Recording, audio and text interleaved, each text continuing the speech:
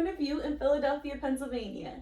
I'm your host, Kyla Dominique, and today we are in the West Oak Lane neighborhood of Philadelphia, and I will be taking you to a corner store. Now, I'm actually usually the host for King of Prussia area, which is about 30 minutes outside of Philly, but being that I was born in Philly, raised in Philly, and still live in Philly today, I just had to let you guys experience the beautiful establishment, which is a corner store. Now, corner stores have been around for a while in the city of Philadelphia. If you don't know, most of the areas in Philly are actually dominated by row homes. So the row homes are each on a block, right? So when two blocks intersect, usually 9 times out of 10 there's a corner store right on the corner of that intersection. That's where the store got its name, corner store, from. Now, little do people know, corner stores have been around since the mid-19th centuries, and they were a huge economic driver for the different neighborhoods in Philadelphia. They were kind of almost like the glue that held the neighborhood together. Everyone would gather by the corner stores. They would go down there during the summertime. Like right now, it's super hot outside, and kids would run up there to get water ices. I know I was one of those kids, but it's been around for a long time, and today we're actually gonna go ahead and take a walk down there. Now, people who aren't familiar with corner stores or the city of Philadelphia or city in general, you guys may be like, well, what is in a corner store? What can you get from a corner store? There are so many different things that you can get from one little store. It's so convenient. It's literally the definition of a convenience store. We just call them corner stores up here. You can get toilet paper. You can get chargers. For guys, you can get plain white t-shirts. You can get chips. You can get laundry detergent. You can get dish detergent. You can get food. Usually a lot of corner stores actually have a kitchen in the back where they make food. And if you ever hear somebody talk about Philly, 9 times out of 10, they're talking about the Philly cheesesteak. Now, a lot of people in Philly believe that the best place to get a cheesesteak from is the corner store. Now, I don't know if I agree with that, but I can say it is my favorite place to get a hoagie, which is what I'll be ordering today. So I'm actually gonna go ahead and order a hoagie today, and if you're not familiar with the term hoagie, it's something like a submarine sandwich. I remember when I first moved to Florida, I was actually born in Philly, and then I grew up in Florida, 2 different cities in Florida, Fort Lauderdale and Naples, and then I also lived in Atlanta for a little bit of time and outside of Philly. And when I moved to Florida, I remember I kept hearing submarine sandwiches, sub sandwiches. And I'm like, what is a sub? What is a sub sandwich? That sounded crazy to me. So really, a hoagie is a sub and a sub is a hoagie. They're technically interchangeable.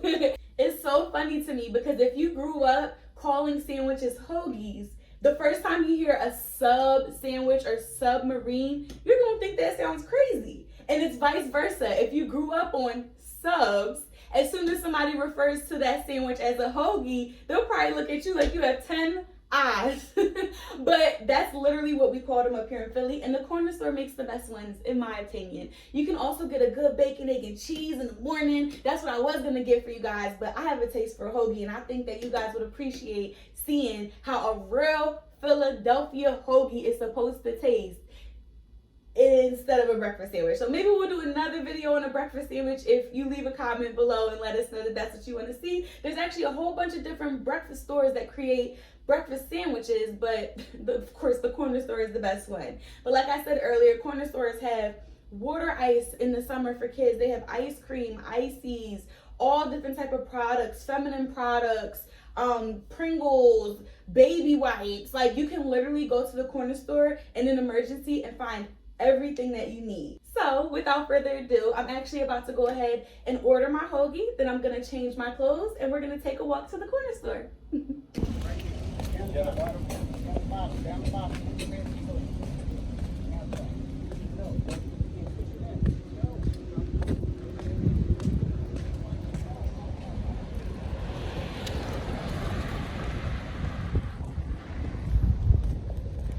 I remember when I was younger, I used to beg my mom to allow me to walk to the corner store. And she was like, no, you're too young, you're too young. But I had neighborhood friends that were like maybe 3-4 years older than me. And they were like, well, she walk you, if Jamie walk you, you could go. Like literally, this is a part, I feel like going to the corner store is a part of every Philly kid's history, a part of every Philly kid's story. Everybody has a story, scraping their knee up on their bike, trying to go up there and come back.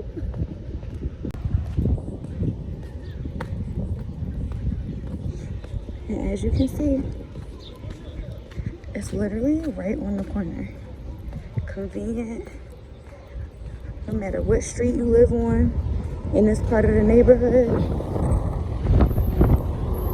it's just a walk away. And they have them on every corner. Well, every couple of corners. No matter where you live, there's one always right conveniently located right near you. Okay, so I'm almost there. Now let's go take a look inside.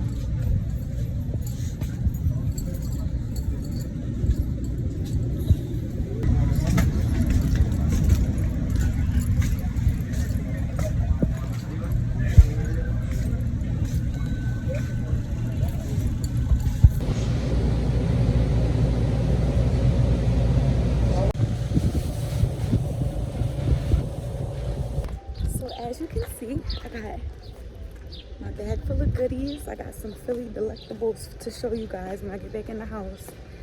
But first, I have to get out this heat. Whew. But as you can see, I literally ordered my food, 5 minutes ago? Got there and it was already sitting there ready for me. So convenient. A good thing about the corner store is that it's such a family-centered environment. 9 times out of 10, they know your whole family. They remember you, they remember your kids. They've literally been there for generations, just like everybody in the neighborhood. So now that I'm finally back in the air, it is so hot outside today. Let me show you guys what I got. So I don't know if you know, but Philadelphia actually, well, let me just say the whole state of Pennsylvania actually manufactures quite a few brands of chips. And some of them are expanding. Like I actually saw a couple of the different brands in Atlanta a couple years ago when I lived down there. And I actually saw one in Florida and a Wawa that they had down there. But 9 times out of 10, you can only find these chips in Pennsylvania. Now, one of these brands are actually hers. So I grabbed some hers chips for you guys. And like I said, over the past couple years, some of these brands have been expanding. But I grew up knowing that I could only get some hers chips and Utz. That's another one, UTZ. In Philly, whenever I came to Philly, when I lived in Florida, or when I actually lived in Ohio as well, and me and my mom would come back to visit, I had to get me some hers or some Utz chips, okay? So these are sour cream and, cheddar and sour cream. These are my, I think these and the sour cream and onion flavor might be tied for my 2 favorite. I was gonna say these are my 2nd favorite, but I love these chips. I can't even play them like that. These are special to my heart. But yeah, so these are a chip that I got to show you guys. And then another brand that's actually manufactured in Pennsylvania is Days. Now, when I was growing up, we would go to the store. We wouldn't even get the cans. We would get the bottle of Days soda. But I'm a little older now. I'm trying to watch my health. You know, I don't drink soda that much. So I'm treating myself for you guys. This is my treat for you guys. You know, this is my little cheat day treat. So yeah, so Days, they can have so many different flavors of sodas. This right here is pineapple flavor, if you can see. But they also have my favorite when I was growing up was Blue Pop. I also got some Blue Doritos just because I like Blue Doritos with my hoagies. I don't know. I always put the chips in the sandwich. I'm crazy. And then my hoagie. So let me go ahead and open it up. And I got all of this plus one more drink for, I think it came up to like $10. Come on now. Come on now. That's cheap. So open up my hoagie.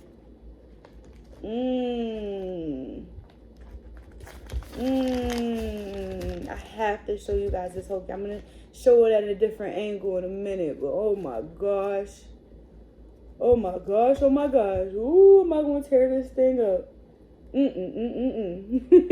a lot of people in Philly, I've realized, like I said, I've lived a lot of places, and one thing that people in Philly do that not a lot of people do anywhere else is they put oil and oregano. You have to have oil and oregano on your hoagies. And 9 times out of 10, like when I lived in Florida, I used to work at Subway, right?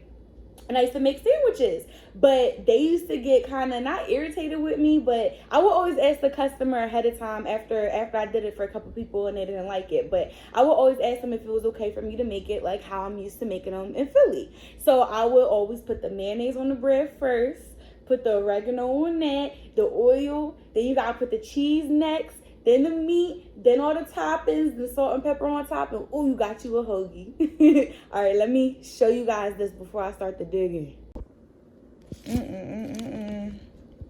Yes. Now this is a real Philadelphia hoagie, okay? We got the Dave's soda, the chips. Ooh. Please excuse me while I sit here and enjoy this sandwich.